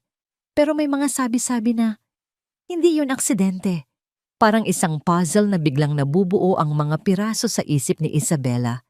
Si Rodrigo Alcaraz, ang kapatid na itinakwil, ang kanyang anak, si Katrina, ang pagkamatay na kahina-hinala. So, si Katrina? She's a De Villa? Tanong ni Isabela, halos hindi makahinga. She's an Alcaraz, isang pangalan na sinira at tinanggal sa kasaysayan ng pamilya ninyo. Pagtatama ni Mr. Madrigal, ang buong buhay niya sa Laguna, ang pangalang Santos. Lahat iyon, isang cover story. Itinayo para makalapit siya sa Maynila, para makapasok sa kumpanya, para makalapit kay Ricardo. Ngayon, naintindihan na niya ang lahat. Ang pag-akit kay Ricardo ay hindi lang para sa pera. Ang pagbibigay ng USB kay David Lim ay hindi lang simpleng paninira. Ito ay mas malalim, mas personal. Ito ay paghihiganti. Hindi niya kalaban ang isang simpleng kerida. Ang kalaban niya ay isang babaeng daladala, ang galit ng isang henerasyon, isang babaeng handang sunugin ang buong imperyo para lang maipaghiganti ang sinapit ng kanyang ama. Habang iniisip niya ito, Nag-vibrate ang kanyang telepono. Isang text message mula kay Ricardo na ngayon ay gumagamit na ng bagong numero. I need to see you. Please, Isabella, let's talk. Hindi niya ito pinansin. Alam niyang desperado na ito. Isang haring wala ng kaharian. Ngunit habang nag-iisip siya, isang pamilyar na tunog ng kotse ang narinig niya mula sa labas ng kanyang opisina, ang mamahaling sports car ni Ricardo. Hindi niya alam kung paano nito nalaman kung nasaan siya. Maya-maya pa, pumasok si Ricardo sa loob. Ang dating CEO ay mukhang gusgusin at desperado. Isabella, we need to stop this madness. Sigaw nito. Sa likod niya sumunod si Katrina. Ang mukha ay puno ng pag-aalala. Para kay Ricardo. Nagtama ang kanilang mga mata. Sa mga mata ni Katrina, nakita ni Isabella ang isang kislap ng tagumpay. Iniisip nitong nasusunod ang lahat sa kanyang plano. I love her, Isabella. Patuloy ni Ricardo, itinuturo si Katrina. At malapit na kaming magpakasal. Pinanatili ni Isabella ang kanyang kalmadong ekspresyon kahit na ang puso niya ay kumakarera. Tiningnan niya si Katrina. Congratulations, sabi niya. Ngunit ang tunay na mensahe ay para sa sarili niya. Ang laro ay nagbago. Hindi na ito tungkol sa pag-ibig o pera. Ito ay tungkol sa kaligtasan. Survival. Nang gabing iyon, pag-uwi niya sa mansyon, may isang email na naghihintay sa kanya. Mula sa isang hindi kilalang address. Nang buksan niya ito, isang linya lang ang nakasulat at isang naka-attach na litrato. Ang litrato ay luma at kupas, nagpapakita ng dalawang binatang lalaki na magkaakbay at nakangiti. Ang isa ay isang batang Don Alejandro. Ang isa pa, na hindi niya kilala noon, ay malinaw na ngayon kung sino. Si Rodrigo Alcaraz. Ang text sa email ay simple lang. Akala mo ba ikaw ang nag-iisang biktima? Ang litrato ng magkapatid na De Villa at ang tanong na bumabalot dito ay hindi umalis sa isip ni Isabella. Akala mo ba ikaw ang nag-iisang biktima? Ang mensahe ay malinaw. Hindi ito isang hamon, kundi isang paanyaya sa isang mas mapanganib na laro. Alam ni Katrina na alam na niya at ngayon, hinihintay ni Katrina ang kanyang susunod na galaw. Ang isang normal na tao ay lalayo. Ang isang normal na tao ay tatawag ng pulis. Ngunit alam ni Isabella na ang kalaban niya ay hindi normal. Si Katrina ay parang multo na dala-dala ang bigat ng nakaraan. Ang paggamit ng puwersa laban dito ay magiging walang silbi. Para lang itong hangin na susubukang suntukin. Kaya't sa halip na umatras, nagpasya siyang pumasok ng mas malalim sa bitag. Dahil ang tanging paraan para matalo ang isang ahas ay ang alamin kung saan ito mag-aabang para manuklaw. Ipinatawag niya si Katrina para sa isang pulong. Hindi sa opisina, hindi sa mansyon, kundi sa isang tahimik na cafe sa BGC, isang neutral na lugar. Dumating si Katrina na suot ang kanyang karaniwang uniforme. Isang simpleng bestida na nagpapalabas ng kanyang pagiging inosente. At isang ngangiti na kayang linlangin ang sinuman. Umupo ito sa tapat niya, ang mga matay puno ng pag-usisa. Salamat sa pagdating. Panimula ni Isabella, ang kanyang boses ay kalmado. Of course, Ma'am Isabella. Medyo nagulat lang po ako sa paanyaya ninyo. Sagot ni Katrina, ang boses ay malambing. Tinitigan siya ni Isabella ng diretso sa mata. Walang paligoy-ligoy. Alam kong ginagamit ka lang ni Ricardo, katulad ng ginawa niya sa akin. Isang bahagyang pagkibot sa kilay ni Katrina. Iyon lang ang senyales na natinag ito. Hindi ko po maintindihan. Huwag na tayong maglokohan ni Katrina. Sabi ni Isabella, ang boses ay bahagyang bumaba. Nakita ko kung paano kanya ipinakilala. Nakita ko kung paano kanya itinatago. At ngayong wala na siyang kapangyarihan, sa'yo siya kumakapit. Pareho lang tayong babaeng ginamit ng isang makasariling lalaki. Ang pagkakaiba lang, ako ang tinanggalan niya ng lahat, habang ikaw ang ipapalit niya sana. Hinayaan niyang lumubog ang mga salita. Ito ang kanyang pain. Isang kwento na kalahating totoo. Sapat para paniwalaan. Ano po ang punto ninyo, ma'am? Tanong ni Katrina. Ang pagiging maamo ay napalitan ng pagiging maingat. Ang punto ko ay ito. Si Ricardo ang tunay na kalaban. Siya ang nag-iisang dahilan kung bakit tayo nasa sitwasyong ito, sabi ni Isabela. Gusto kong mag-propose ng isang alyansa. Tulungan mo akong pamahalaan si Ricardo. Keep him distracted. Keep him away from corporate affairs. Sa'yo na siya kung gusto mo.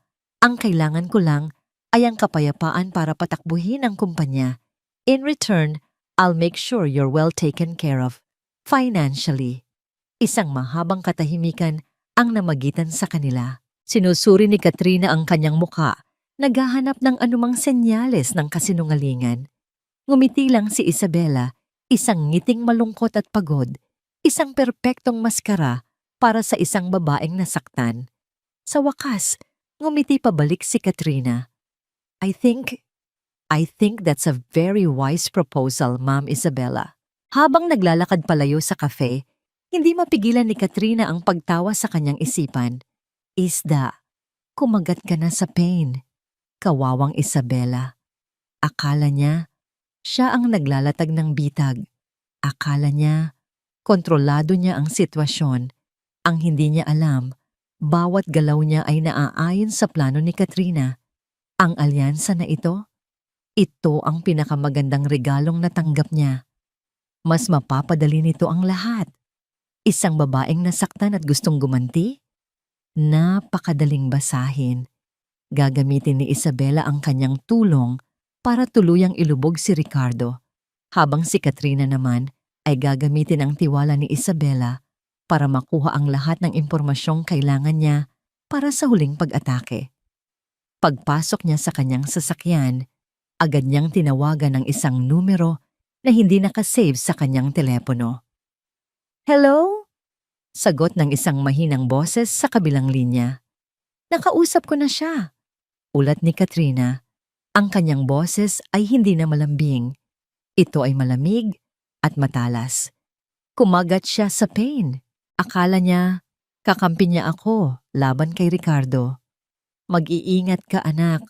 Matalas ang babaeng yan. Huwag kayong mag-alala. Sagot ni Katrina. Isang mapanganib na ngiti ang sumilay sa kanyang mga labi. Ang isang pusong wasak ay hindi na nakakapag-isip ng tuwid. Nasa palad ko na siya. Malapit na. Sa annual stockholders meeting, matatapos na ang lahat ng Devilla. Kinabukasan, ipinadala ni Isabela ang kanyang peace offering kay Katrina. Isang bagong-bagong, top-of-the-line na cellphone. Para sa ating secure line of communication, sabi niya sa note na kasama nito, only you and I will have this number. Ang hindi alam ni Katrina, bago pa man ito maipadala, dumaan muna ito sa IT expert ni Isabela. Ang telepono ay mayroong pinakabagong uri ng monitoring software.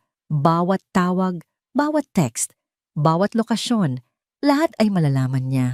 Sa mga sumunod na araw, naging perpektong alyado si Katrina.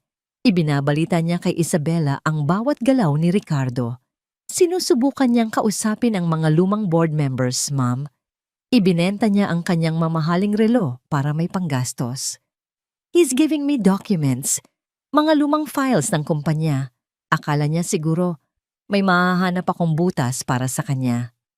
Habang si Ricardo ay unti-unting nalulubog sa bitag ni Katrina, abala naman si Isabela sa pakikinig. Gabi-gabi, pinapakinggan niya ang mga recordings mula sa telepono. Karamihan ay mga ordinaryong usapan lang. Mga tawag sa ina, sa mga kaibigan, mga walang kwentang drama ni Ricardo. Hanggang isang gabi, nasa opisina si Isabela, nirerepaso ang mga papeles para sa nalalapit na annual stockholders meeting. Naka-headset siya, pinapakinggan ang mga bagong recording ng araw na yon. At doon, narinig niya ang boses ni Katrina. Kausap ang misteryosong lalaki sa telepono. Ang boses ay mahina, halos pabulong. Nakuha ko na ang access sa main server. Oo, sa tulong ng tiwala niya. Huwag kang mag-alala. Ang kailangan na lang ay ang tamang tiyempo. Sa stockholders meeting, sa harap ng lahat ng investors, doon natin pasasabugin ang lahat. Hindi lang pagbagsak, kundi pagkaabo. Everything will end. Biglang nanlamig ang buong katawan ni Isabela.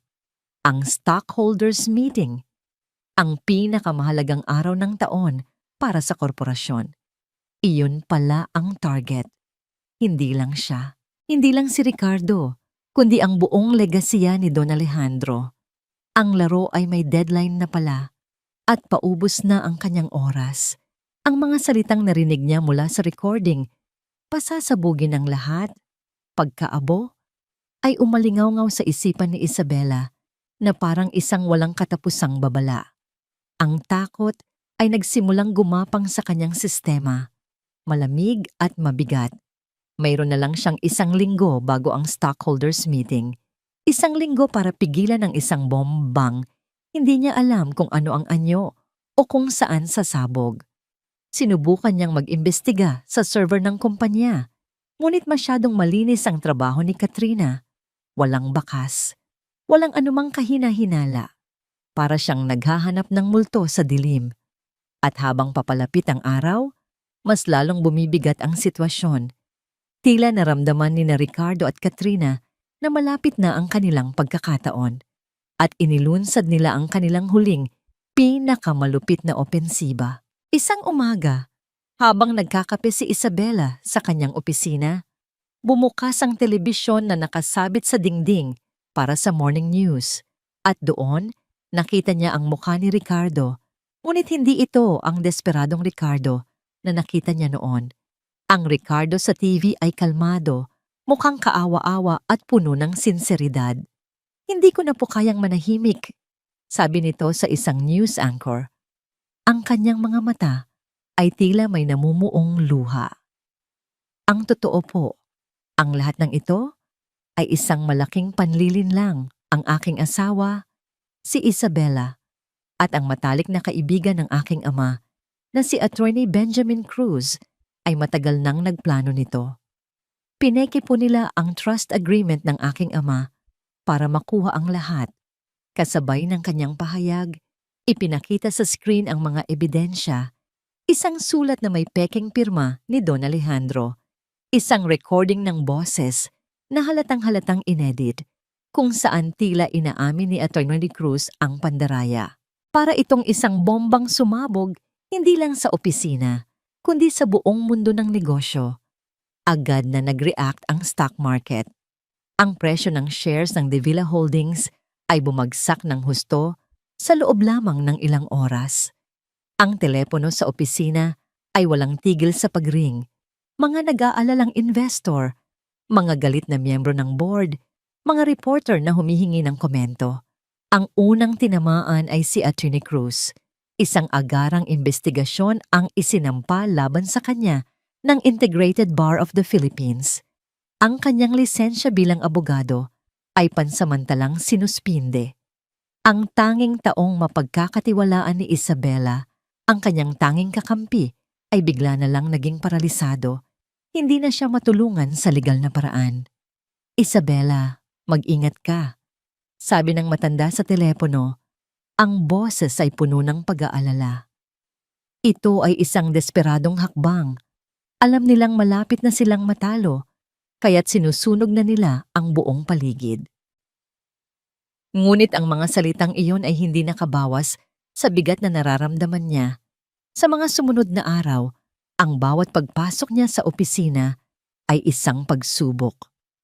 Ang mga empleyado ay nagbubulungan sa kanyang likuran. Ang mga board members na dati yumuyuko sa kanya ay ngayon tinitingnan siya ng may pagdududa. Si Mr. Velasco at ang mga kaalyado ni Ricardo ay hayagang nagpaparinig sa mga meeting, sinasabing ang iligal niyang pamumuno ang nagpapabagsak sa kumpanya. Nawala ang lahat ng kanyang suporta, para siyang isang general na biglang iniwan ng kanyang mga sundalo sa gitna ng digmaan. Isang gabi, 2 araw bago ang stockholders meeting, nanatili siya sa kanyang opisina hanggang hating gabi. Umuulan ng malakas sa labas.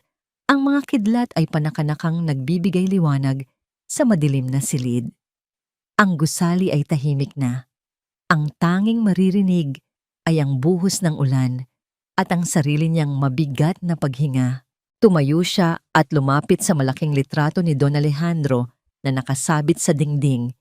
Tinitigan niya ang mga mata nito na tila nangungusap. "Pinangako ko sa inyo," pabulong niyang sabi.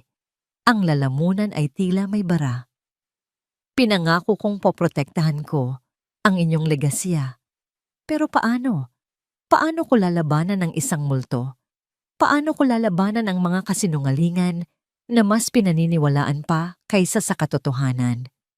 Sumandal siya sa dingding na salamin, pinapanood ang rumaragasang ulan sa labas. Sa mga sandaling iyon, naramdaman niya ang tunay na pag-iisa. Ang kapangyarihan, ang pera, ang posisyon. Lahat ay walang silbi kung wala kang pinagkakatiwalaan, kung lahat ay kaaway mo.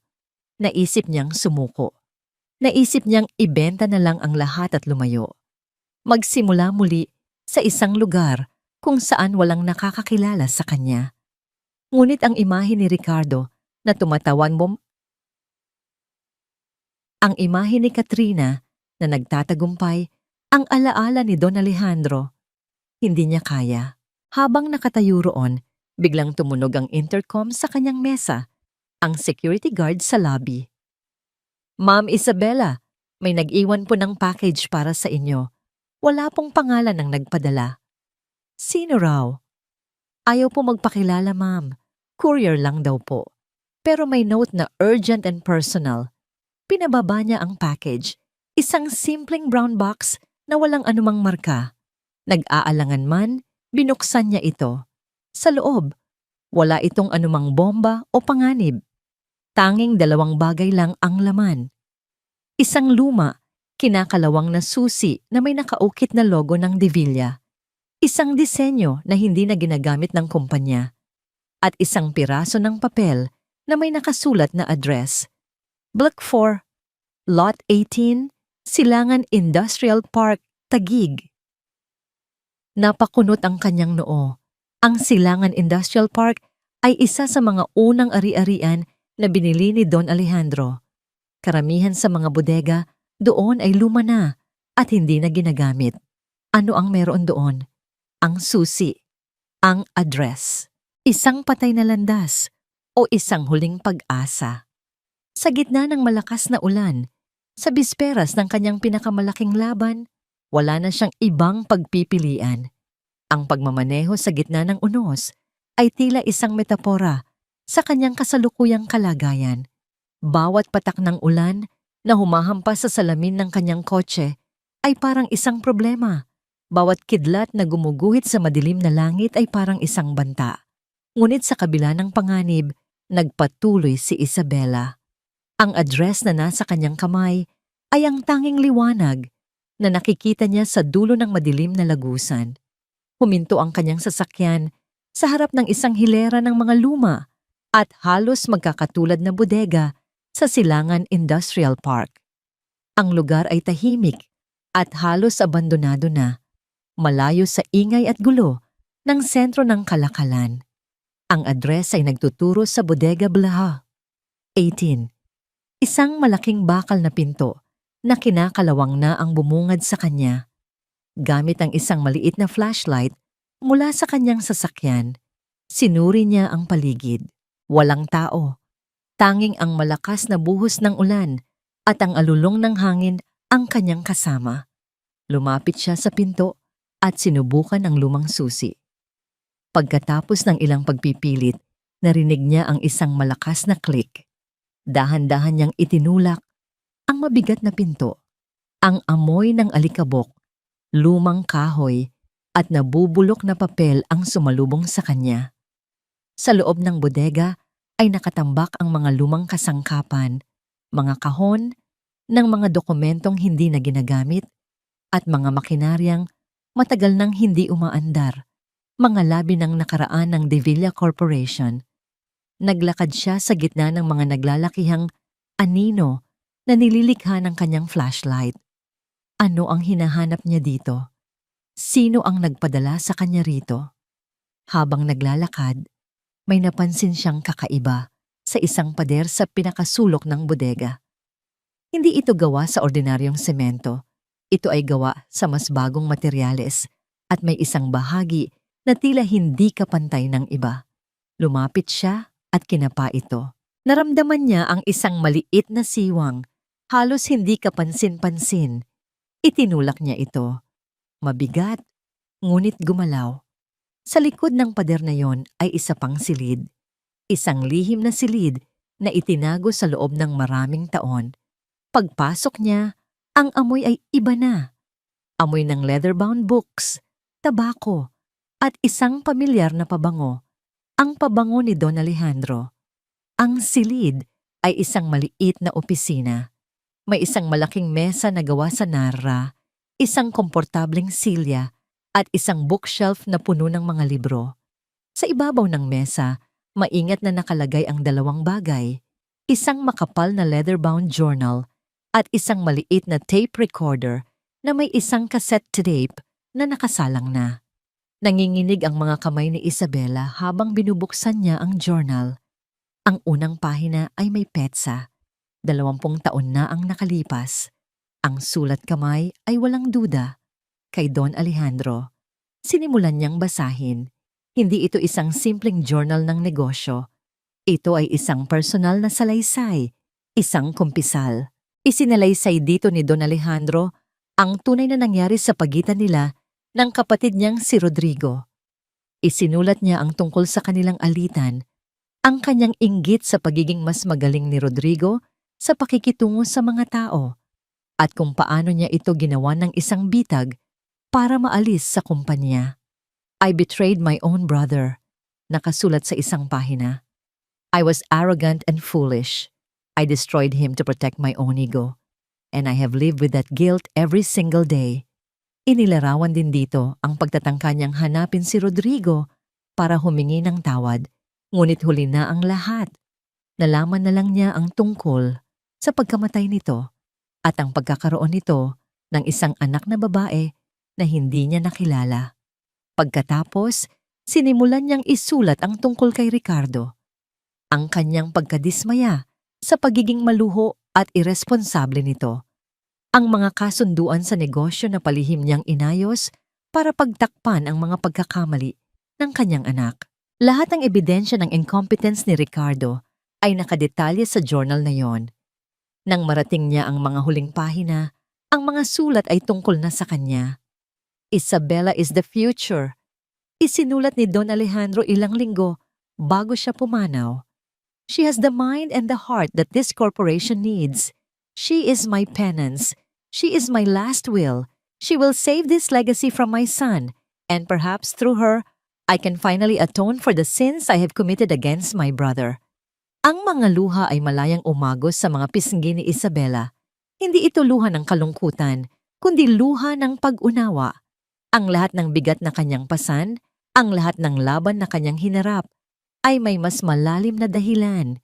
Hindi lang ito tungkol sa kanya. Ito ay tungkol sa pagtutuwid ng isang pagkakamali ng nakaraan. Tumingin siya sa tape recorder. May isang maliit na note na nakadikit dito. For Ricardo, when he is ready to listen. Pinindot niya ang play button. Ang boses ni Don Alejandro, medyo nanghihina na ngunit puno pa rin ng autoridad, ay pumuno sa tahimik na silid. Ito ay isang mensahe para kay Ricardo, isang huling testamento. Isang ama na umaamin sa kanyang mga pagkakamali at humihingi ng tawad sa kanyang anak dahil sa pagiging isang masamang ehemplo. Inamin niya ang lahat, ang pagtataksil kay Rodrigo, ang pagtatakip sa mga pagkakamali ni Ricardo, at ang kanyang desisyon na ipagkatiwala ang lahat kay Isabela. Forgive me, my son. Sabi ng boses sa tape, I failed you. But do not fail this family's legacy. Learn humility, learn to listen, and trust Isabela. She is the best decision I have ever made. Nang matapos ang recording, umupo si Isabela sa silya ni Don Alejandro. Ang pagod at takot na naramdaman niya kanina ay nawala na. Napalitan ito ng isang kalmadong determinasyon. Hawak na niya ang katotohanan. Hawak na niya ang huling testamento, ang journal at ang tape recording. Ito ang kanyang sandata. Ito ang kanyang bomba. Kinabukasan ng stockholders meeting, alam na niya kung ano ang gagawin. Paglabas niya ng bodega, tumila na ang ulan. Ang langit sa silangan ay nagsisimulaan ng magliwanag, nagbabadya ng isang bagong umaga. Sa grand ballroom ng isang 5-star hotel, nagsimula nang dumating ang mga stockholder at mga miyembro ng media. Sa isang sulok, nakatayo si Ricardo at Katrina, ang mga mukha'y puno ng kumpiyansa. Tinitingnan nila ang bawat papasok, naghihintay sa kanilang biktima. Nang bumukas ang malaking pinto at pumasok si Isabela, lahat ng mata ay napunta sa kanya. Ngunit walang bakas ng pagkatalo sa kanyang mukha. Naglakad siya ng diretsyo. Ang kanyang bawat hakbang ay matatag. Sa kanyang kamay, dala niya ang isang leather-bound journal. Nagkatinginan si Ricardo at Katrina. Isang bahagyang nangiti ng tagumpay ang sumilay sa kanilang mga labi. Umupo si Isabela sa kanyang itinalagang upuan sa entablado. Maya-maya, lumapit sa kanya ang chairman ng pulong. Madam Chairwoman, Mr. Davila and his counsel are demanding to speak first.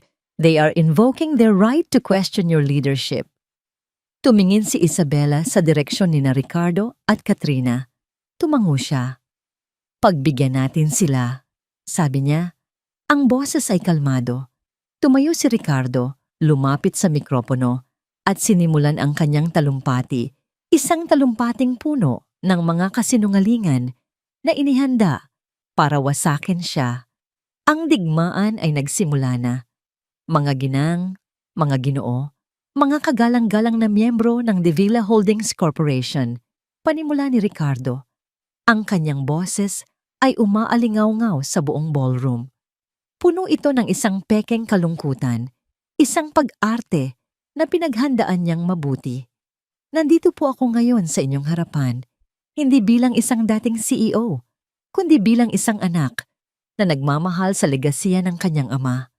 Naglakad siya sa gitna ng entablado, ang bawat kilos ay kalkulado para makuha ang simpatya ng mga manonood.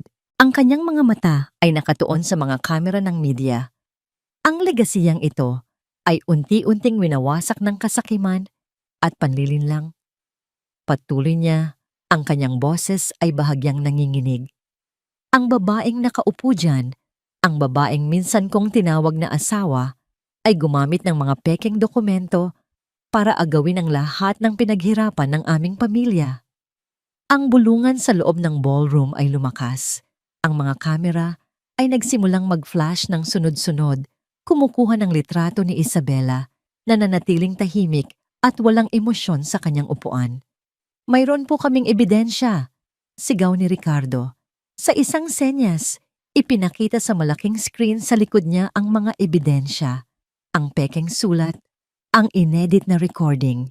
Lahat ay ipinakita para sirain ang kredibilidad ni Isabela at ni Attorney Cruz. Sa tabi ng entablado, nakatayo si Katrina. Ang kanyang muka ay nagpapakita ng perpektong kombinasyon ng suporta at pag-aalala para kay Ricardo. Para sa mga hindi nakakaalam, sila ang larawan ng isang nagmamahalang magkasintahan na lumalaban para sa katarungan. Nang matapos ang presentasyon ni Ricardo, ang hangin ay mabigat sa akusasyon. Tumingin siya kay Isabela na may mapanuyang ngiti. Mayroon ka bang masasabi para sa iyong depensa, Isabela? O aaminin mo na lang ang iyong kasalanan? Lahat ng mata ay muling bumaling kay Isabela. Ito na ang sandali. Dahan-dahan siyang tumayo. Lumapit sa isa pang mikropono. Ang kanyang bawat hakbang ay kalmado at may bigat. Ang tanging dala niya ay ang lumang journal. Magandang umaga sa inyong lahat, panimula niya. Ang kanyang boses ay malinaw at matatag. Walang bahid ng takot. Totoo po ang sinabi ni Mr. Davila. Mayroon pong panlilinlang na nangyayari. Mayroon pong pagtataksil. Isang sandali ng katahimikan. Nagkatinginan si Ricardo at Katrina. Iniisip na aamin na siya. Ngunit ang panlilinlang ay hindi nagmula sa akin, patuloy ni Isabela. At ang pagtataksil ay mas malalim at mas madilim kaysa sa inyong inaakala. Tumingin siya ng diretso kay Katrina. Simulan natin sa babaeng ito. Ipinakilala siya bilang si Katrina Santos, isang simpleng intern. Pero ang totoo, sabi ni Isabela, ang boses ay tumataas. Ang tunay niyang pangalan ay Katrina Alcaraz, ang nag-iisang anak ng yumaong, si Mr. Rodrigo Alcaraz, ang nakababatang kapatid ni Don Alejandro de Villa. Isang malakas na hiyawan ng pagkagulat ang pumuno sa ballroom. Ang mukha ni Katrina ay biglang namutla. Ang maskara ng pagiging inosente ay nagsimulang mag-crack. Si Ricardo ay napatingin sa kanya, puno ng pagkalito. Kat, anong sinasabi niya? Hindi pa ako tapos, sabi ni Isabela. Sa isang senya sa technical team, isang litrato ang lumitaw sa screen. Ang kuha mula sa CCTV ng anniversary party, kung saan inaabot ni Katrina ang USB drive kay Mr. David Lim ng JTech Itagdimet Alcaraz na nagbebenta ng mga sekreto ng kumpanya sa ating pinakamalaking katunggali. Paliwanag ni Isabela. Ang kanyang layunin ay hindi para tulungan si Ricardo. Ang kanyang layunin ay wasakin ang De Villa Holdings mula sa loob bilang paghihiganti para sa kanyang ama na itinakwil ng sarili niyang tiyuhin. Hindi na makapagsalita si Katrina. Ang kanyang plano, na inakala niyang perpekto, ay biglang nabuyagyag sa harap ng lahat. At ikaw naman, Ricardo, sabi ni Isabela, ngayon ay ibinaling ang kanyang tingin sa dating asawa. Nagsalita ka tungkol sa legasiya ng iyong ama, pero ni minsan, hindi mo inalam kung ano talaga ang nasa puso niya. Itinaas niya ang journal. Ito ang tunay na testamento ni Don Alejandro de Villa, hindi mga pekeng dokumento, kundi ang sarili niyang sulat kamay, ang kanyang mga saloobin, ang kanyang mga pagsisisi. Binuklat niya ang journal at nagsimulang magbasa. Binasa niya ang tungkol sa pagtataksil ni Don Alejandro sa kanyang kapatid. Binasa niya ang tungkol sa kanyang pagkadismaya sa mga pagkakamali ni Ricardo. Binasa niya ang tungkol sa kanyang tiwala sa kanya, kay Isabela. Bawat salita ay isang dagok sa pagkatao ni Ricardo. At para sa huling dagok, inilabas niya ang tape recorder. May isa pa siyang huling mensahe, isang mensaheng para lang sana sa'yo, Ricardo. Ngunit sa tingin ko, kailangan itong marinig ng lahat. Pinindot niya ang play. Ang boses ni Don Alejandro, puno ng pagsisisi at pagmamahal ng isang ama, ay umaling-awngaw sa buong silid. Ang kanyang pag-amin, ang kanyang paghingi ng tawad, ang kanyang huling habilin. Nang matapos ang recording, walang sino man ang nagsasalita. Ang katotohanan ay nakakabingi. Si Ricardo, na kanina'y puno ng kayabangan, ay ngayon nakatayo na parang isang estatwang binagsakan ng langit. Ang kanyang mga tuhod ay nanghina. Ang lahat ng kasinungalingan na binuo niya sa kanyang buong buhay ay gumuho sa loob lamang ng ilang minuto. Napaluhod siya sa entablado, ang kanyang mukha ay nasa kanyang mga palad, at nagsimulang humagulgol na parang isang bata. Sa gitna ng kaguluhan, tumayo si Katrina. Hindi siya umiyak, hindi siya nagsisigaw. Tumingin lang siya kay Isabela, isang tinging puno ng isang komplikadong emosyon. Pagkatalo, pagod at marahil, isang pahiwatig ng paglaya.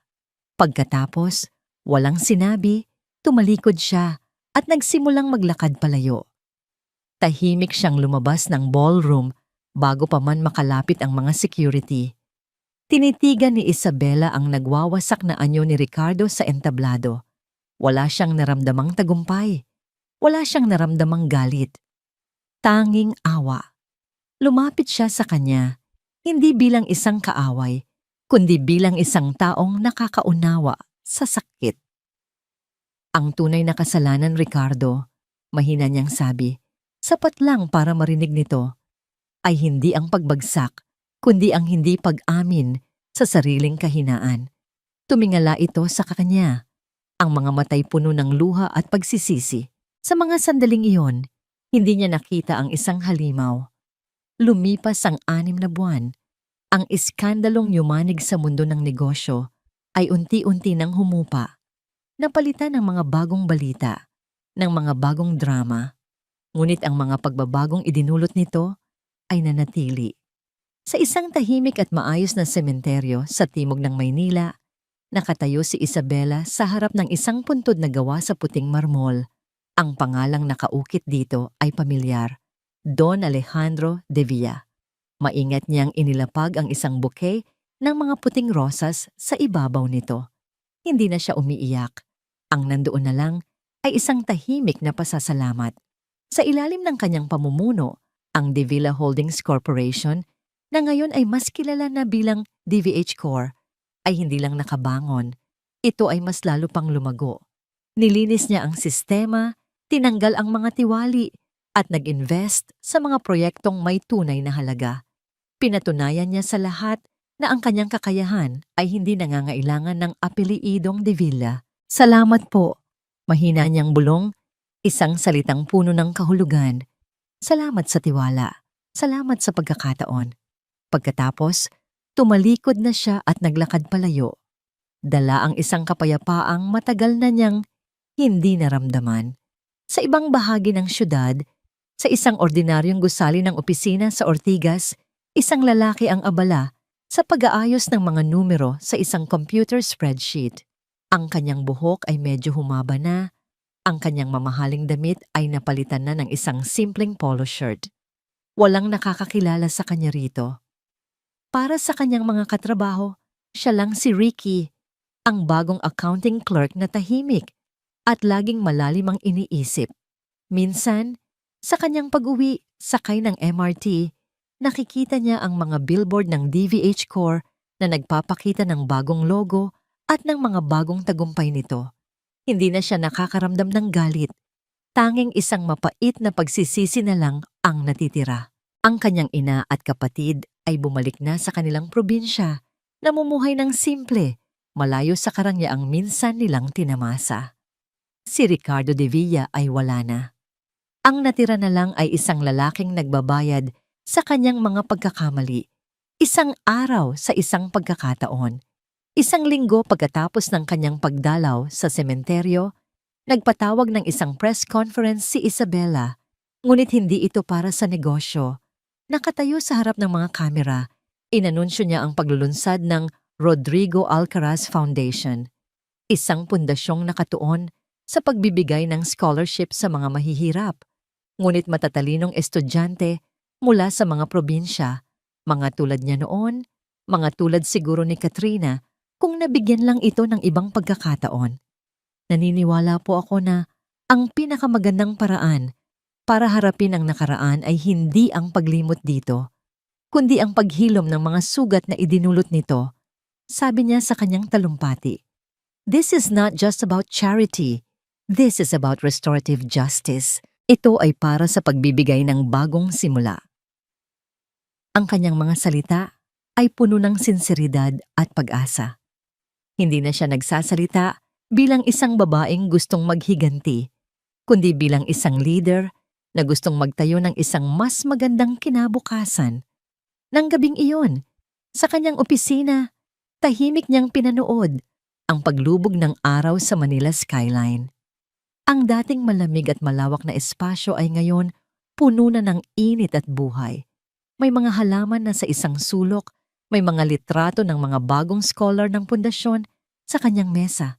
Napangiti siya. Ang lahat ng sakit, lahat ng luha, lahat ng laban, lahat ay may dahilan. Ang mga ito ang humulma sa kanya para maging kung sino siya ngayon. Hindi na siya si Mrs. De Villa ang asawang anino. Siya si Isabela Reyes, ang babaeng muling isinilang mula sa abo ng pagtataksil, mas matatag at mas buo kaysa dati. Habang inaayos niya ang kanyang mga gamit para umuwi, may iniabot sa kanya ang kanyang sekretarya. Isang maliit na postcard. "Dumating po kanina, ma'am. Galing abroad." Kinuha niya ito. Ang selyo ay mula sa isang maliit na syudad sa Europa na hindi niya pamilyar. Sa harap ay larawan ng isang tahimik na lawa, walang pangalan ng nagpadala. Binaligtad niya ito. Sa likod, may isang salita lang na nakasulat sa isang eleganteng sulat kamay. Salamat. Isang maliit, payapang nangiti ang sumilay sa mga labi ni Isabela. Itinago niya ang postcard sa kanyang bag at naglakad palabas ng opisina, handa nang harapin ang isang bagong simula.